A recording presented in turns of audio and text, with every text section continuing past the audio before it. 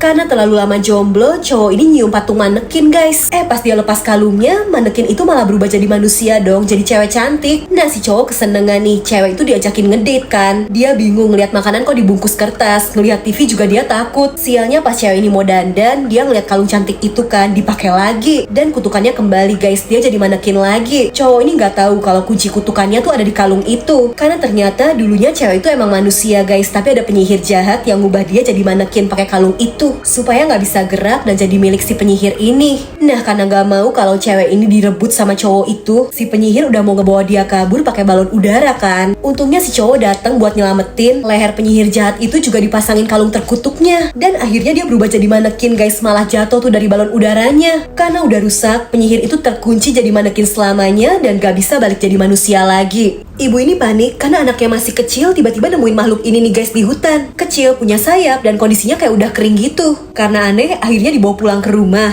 Nah tapi geli juga kan ngeliatnya, jadi dibuang aja tuh ke tempat sampah. Si ibu gak sadar susunya anak itu tumpah guys dari meja dan ngalir ke tempat sampah itu juga. Susunya netes ke makhluk misterius itu, yang awalnya kering jadi hidup lagi dong. Dan ternyata itu peri guys, nampakin diri ke anak ini. Dia ketakutan sampai nangis. Pas ibunya datang, peri itu udah ngilang. Ibu ini bingung, pas ngecek kulkas kok semua stok susu anaknya hilang. Sampai di malam harinya dia kaget banget nih ngeliat ada yang ngintip. Ibu ini langsung mau ngebawa anaknya kabur dari situ pakai perahu. Tapi baru juga dinyalain, anaknya tiba-tiba udah hilang. Ngeri banget, anaknya ternyata diambil mau dimakan sama peri kelaparan itu. Dengan berani si ibu nyelamatin anaknya, bahkan peri itu akhirnya berhasil dihabisi. Setelahnya mereka ninggalin tempat itu karena takut teror peri itu terjadi lagi. Mobil merah ini kesenggol mainan pesawat, jadi kegores kan. Pemilik mobilnya jadi marah, cowok yang ngegores mobilnya langsung ditampar. Gak lama ayahnya cowok itu datang. Pemilik mobil itu minta diganti 2 miliar dong guys, padahal mobilnya cuma kegores. Kata si ayah nggak masalah, dia langsung manggil bawahannya dan dibawain sekoper uang isinya 2 miliar. Si pemilik mobil langsung senang, tapi setelahnya dia ngeliat sendiri di depan matanya,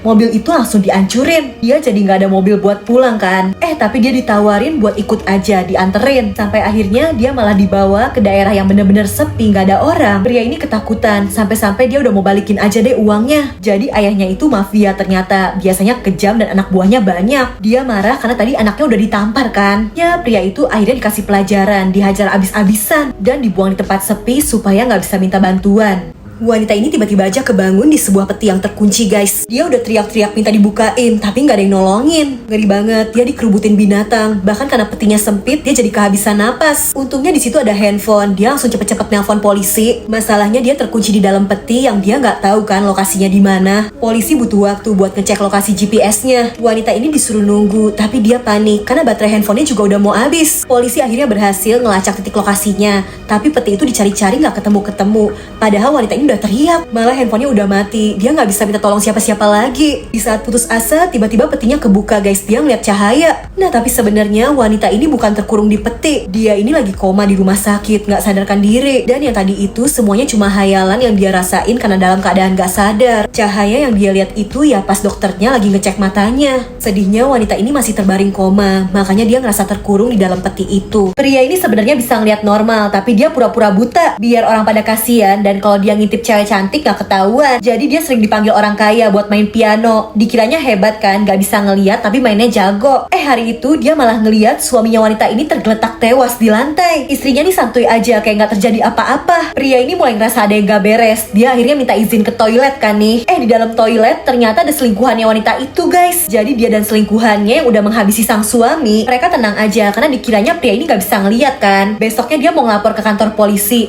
Pelakunya ternyata ya polisi ini. Dia langsung pura-pura cuma mau ngelaporin kucingnya yang hilang. Ya, tapi mencurigakan kan. Akhirnya malah datengin sama wanita tadi, mau diracun. Karena bisa ngeliat semuanya, pria ini pura-pura aja ngejatohin gelasnya. Malah jadi ketahuan kalau dia sebenarnya nggak buta. Pria itu dibikin pingsan. Begitu bangun, dia panik banget karena matanya nggak bisa ngeliat beneran. Dari awalnya pura-pura, sekarang dia malah jadi korban dan buta beneran. Di masa depan, manusia bisa pakai kacamata yang bisa ngeliat jumlah harta setiap orang. Nah, ada satu cowok yang hartanya sedikit. Karena udah lama jomblo, dia lagi nyari jodoh kan kan nih. Dia ditawarin kenalan sama cewek-cewek yang jumlah hartanya nggak jauh beda sama dia. Ya, tapi menurut dia tampang mereka kurang cantik. Cowok ini mau jodoh yang good looking. Dan dia jatuh cinta pada pandangan pertama sama cewek cantik ini. Tapi cewek itu ternyata sultan guys, anaknya bos. Pas banget cewek itu tiba-tiba diserang penculik. Cowok ini langsung maju nolongin, walau akhirnya dia masuk rumah sakit. Di kesempatan itu cowok ini nyatain perasaannya kalau dia naksir. Ya, tapi pas tahu kalau cowok ini hartanya sedikit, si cewek nggak mau. Nah, tapi dia nggak nyerah guys. Dia selalu ngedeketin cewek ini bertahun-tahun. Sampai akhirnya si cewek lulu dan mereka nikah. Setelahnya si cowok jadi bos di perusahaan cewek itu. Bukannya bersyukur, dia malah naksir lagi sama sekretaris kantornya dong nih, jadi selingkuh. Dia udah sombong, rasa paling hebat. Sampai tiba-tiba aja dia kena serangan jantung guys, dan dia langsung meninggal. Bocil ini lagi tidur, dia nggak sadar kalau kamarnya kebakaran. Jadi bapak ini sengaja mau bikin anaknya tidur lelap, soalnya dia pengen pergi selingkuh. Makanya dia nyalain lilin aromaterapi yang bikin anaknya jadi ngantuk kan. Pas tidur anaknya nyenggol boneka dan ngenain lilin aromaterapinya. Bonekanya kebakar, bahkan apinya langsung nyebar ke seluruh ruangan. Bocil ini baru kebangun pas apinya udah terlalu besar, dia nggak bisa keluar. Sementara si ayah di mall malah asik milihin hadiah buat selingkuhannya. Nah, ibunya bocil itu baru pulang kan. Dia kaget banget ngeliat api, tapi langsung nekat aja mau nyelamatin anaknya. Mereka berhasil keluar, tapi sedihnya terlambat guys. Bocil ini udah nggak bernafas. Pas banget kebetulan si ayah ngeliat berita di TV.